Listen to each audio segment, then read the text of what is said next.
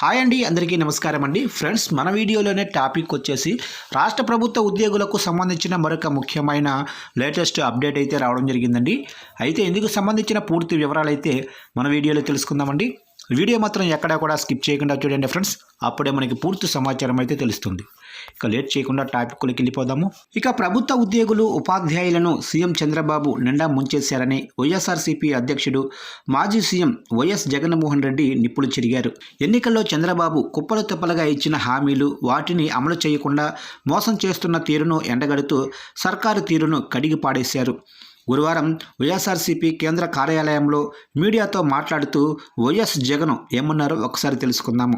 ఇక ఉద్యోగుల సమస్యలు ఎలా ఉన్నాయో ఒక్కసారి చూస్తే, ఈ డిసెంబర్ పూర్తయి జనవరి వస్తే 5 డిఏలు ఇవ్వాల్సి ఉండగా కేవలం 1 మాత్రమే ఇచ్చారు. అది కూడా వాయిదాల్లో ఇస్తామంటున్నారు.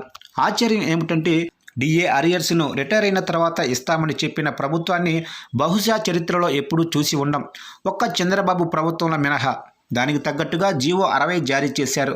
చరిత్రలో ఏ ముఖ్యమంత్రి ఇంత దౌర్భాగ్యమైన జీవోను తీసుకుని వచ్చి ఉండరు. జీవో నెంబర్ 60ని ప్రదర్శించారు. దీనిపై ఉద్యోగుల్లో తీవ్ర వ్యతిరేకత రావడంతో దాన్ని ఉపసంహరించుకొని వాయిదాల్లో ఇస్తామంటున్నారు. ఇక మెరుగైన పీఆర్సీ ఇస్తామని ఎన్నికల్లో చంద్రబాబు హామీ ఇచ్చారు. తీరా అధికారంలోకి వచ్చాక ఉన్న పీఆర్సీ చైర్మన్నే తీసేశారు. ఆ స్థానంలో ఇప్పటి వరకు కొత్త చైర్మన్ను కూడా నియమించలేదు. చైర్మన్ను నియమిస్తే పీఆర్సీ రిపోర్టు ఇవ్వాలి. రిపోర్టు వస్తే దాన్ని వెంటనే అమలు చేయాలి. అమలు చేస్తే ఉద్యోగులకు జీతాలు పెరుగుతాయి. దీంతో ఉద్యోగులకు పెరిగిన జీతాలు వెంటనే ఇవ్వాల్సి వస్తుందనే దురుద్దేశంతోనే పీఆర్సీ చైర్మన్ను ఇప్పటి వరకు నియమించలేదు. అధికారంలోకి రాగానే ఐఆర్ ఇస్తామని చంద్రబాబు చెప్పారు. కానీ ఇప్పటి వరకు ఐఆర్ ఊసేలేదు. నాడు మేము అధికారంలోకి రాగానే 27% ఐఆర్ ఇచ్చాం. దాంతో ఉద్యోగుల జీతాలు పెరిగాయి.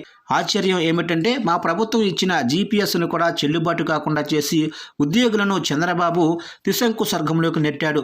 మేము తెచ్చిన జీపీఎస్ను దేశమంతా కాపీ కొడుతున్నారు. కనీసం అదైనా అమలు చేసి ఉంటే రిటైర్ అయిన ఉద్యోగులకు బెనిఫిట్స్ వచ్చేవి. పీఆర్సీ బకాయిలు, పెండింగ్ డిఏలు, జీపీఎస్లు, ఏపీజీఎల్ఐలు, మెడికల్ రియంబర్స్మెంట్, సరెండర్ లీవ్స్ రూపంలో ఉద్యోగులకు చంద్రబాబు ఏకంగా 31,000 కోట్లు బకాయిలు పడ్డారు. ఇక ఆప్కాసులో ప్రతి నెల 1వ తేదీనే జీతాలు ఇచ్చేలా మా ప్రభుత్వంలో చర్యలు తీసుకున్నాము.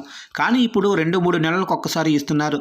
నేను పులివెందులకు వెళ్తే మా వాళ్ళు వచ్చి వినతి పత్రం ఇచ్చారు. మీరు ఉన్నప్పుడు ప్రతి నెల 1వ తేదీన జీతాలు వచ్చేవి. ఇప్పుడు 1వ తేదీన జీతం దేవుడెరుగు, 2-3 నెలలకు ఒక్కసారి ఇస్తున్నారు సార్ అని చెబుతున్నారు. ఇక గెస్ట్ లెక్చరర్లకైతే 8 నెలలుగా జీతాలే లేవు. ఈ ప్రభుత్వంలో ఉద్యోగుల సంఖ్యను తగ్గిస్తున్నారు. దేవాదాయాల్లో శానిటేషన్ పనులు కూడా కాంట్రాక్టర్లకే కట్టబెడుతున్నారు. భాస్కర్ నాయుడు లాంటి చంద్రబాబు బంధువులు, సన్నిహితులకే కాంట్రాక్టర్లు ఇస్తున్నారని మాజీ సీఎం జగన్మోహన్ రెడ్డి కీలక వ్యాఖ్యలు చేశారు.